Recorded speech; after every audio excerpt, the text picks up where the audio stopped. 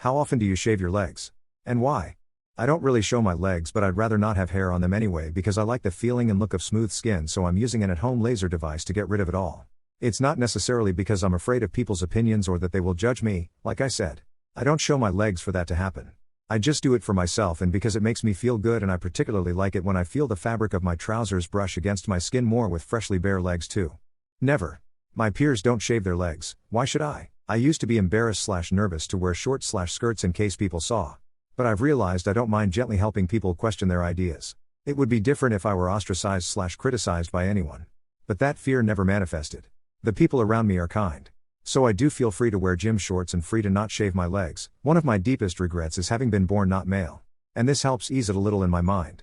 When I'm steady with my IPL, I shave them about every 2 to 3 weeks and maintain IPL every 4 to 6 weeks, and have almost completely smooth legs in the meantime. Currently I've not been steady with it. So my hair will get visible one day after shaving. I shave about once a week to keep it down, as I prefer my legs with no hair.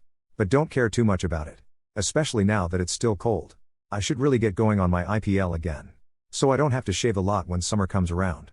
At this state it will probably take me 4 by 2 weeks of IPL to get to a point where I don't have to shave too often. Can the damage of 5 years of smoking be reversed? Not sure about full reversal, but your lungs and body can definitely recover significantly. And you definitely haven't done all the damage you could do, so stopping now is still better than continuing. My sister quit smoking to run a marathon and she said within 2 weeks she felt better. Your lungs in general will become more clean as time goes on. I'm sure there will be some permanent damage, but I could not be substantial life-changing damage. Greater than is the damage already done. There is no point, short of death, where the damage is done. There is always more damage that can be done.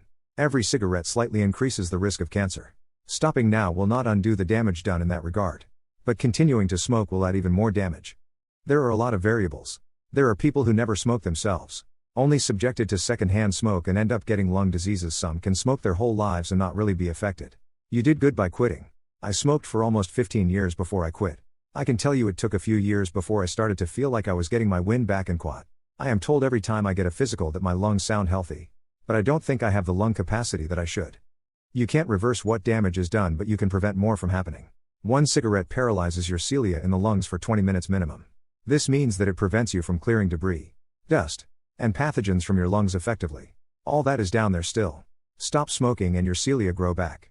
Not to what it was before you started smoking, but it will be significantly better than what it is now. You'll cough for a few months while your lungs clear everything. After that, food will taste better and you won't get sick with respiratory infections as bad as you were. If men were less horny, what would happen? We'd be less close to women. Depending on how much less horny. Women do not get how much they rely on guys being thirsty or horny for relationships or interest. They go nuts if the guy they like isn't that way. They take it for granted they will always be the center of some guy's world. Without that desire though, we'd probably just do our own thing or hang with the guys. It would be better in many ways for the women. Because in my darkest moods I suspect they really don't like men that much, not without reason, but they'd be startled at how little positive attention they'd receive. There'd probably be all sorts of unexpected changes that would fundamentally alter how society works. But one immediate thing that comes to mind is that the dating scene would equalize as many single men decide they'd rather be happily single rather than enter the hellscape that is dating for men in the present day. Lots of men in bad relationships with women who are abusive or don't pull their weight would also come to the same conclusion. With an equalized dating scene, women may find themselves confronted with the difficult reality that, for as much as they love mocking men for not meeting the bare minimum and quat, many of them are pretty dang underwhelming too. This just reminds me of a hominid I read about. I guess they were alive and living adjacent to Homo sapiens up until around the time we built the pyramids. Their heads were all bigger, and presumably had larger brains. Anthropologists assume they were a lot smarter than us because of this. At the same time though, their numbers just sort of dwindled away over time. And most remains were found by themselves. They concluded they probably all just naturally died off because they were too busy in their own heads or something rather than being horny fuckers like everyone else. They have things pointed out to them in a work setting that fell through the cracks and have no idea how it slipped by you? You could be old. It's allergy season in the northern hemisphere. Try some antihistamines if you aren't already on them. This was me. Got diagnosed with ADHD at 45. Went on Wellbutrin and my life changed. See a doctor.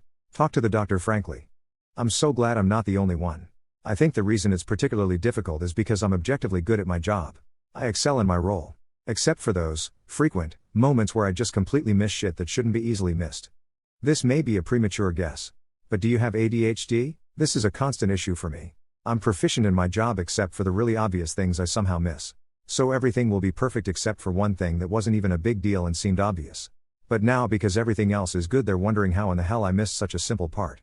It's honestly a really frustrating aspect of ADHD because it leads people to believe you're airheaded or stupid. When you just have an inability to notice things. Especially when they're piled into a heap of other things.